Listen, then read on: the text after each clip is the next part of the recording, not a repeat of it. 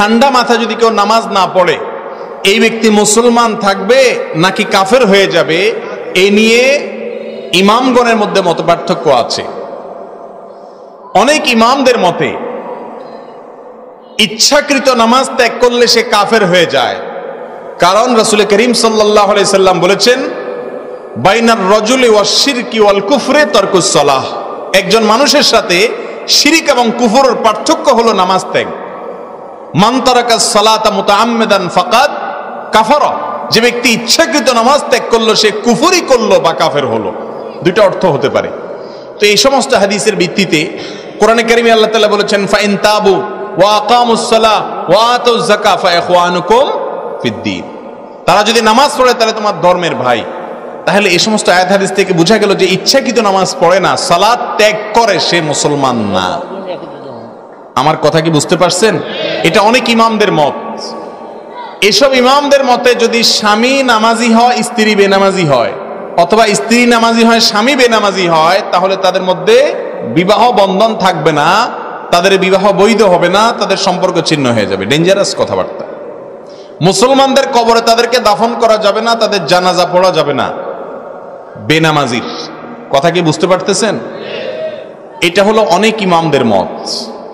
ইমাম আজম আবু হানিফা রহমতুল্লাহ আলাইহির মত হলো, যদি কেউ নামাজ না পড়ে আর তার মনের ভিতরে অপরাধ বোধ থাকে, অপরাধ বোধ বুঝেন তো কি, সে বলতেছে যে আসলে নামাজ তো পড়ি না কিন্তু পড়া উচিত, এটা অন্যায়, আসলে দোয়া করেন শুরু করব, আসলে ঠিক হচ্ছে না, তার ভিতরে একটা ভয় কাজ করে, স্বীকার করে সে, এরকম যদি হয় তো ইমাম আজম আবু হানিফা রহমতুল্লাহ বলেন সে কাফের হবে না, যেহেতু আল্লাহর প্রতি বিশ্বাসটা তার আছে, সে ফাসেক।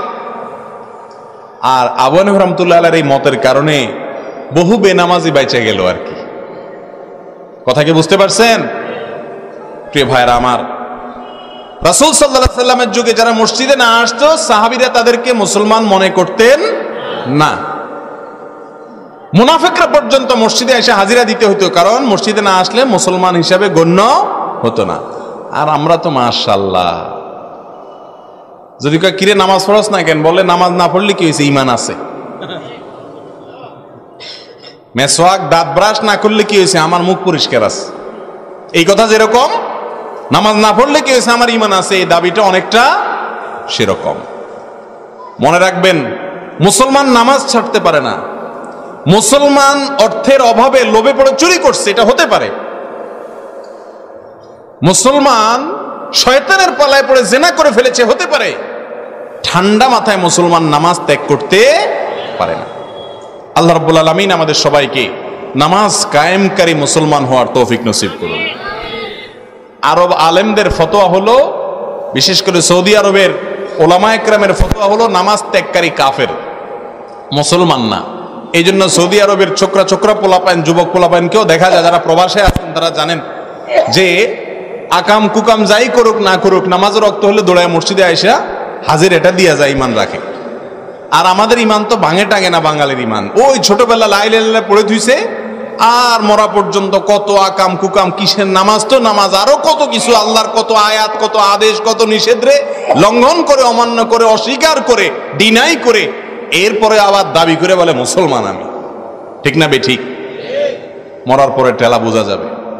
আল্লাহ তাআলা আমাদেরকে সংশোধন হওয়ার তৌফিক নসিব করুন।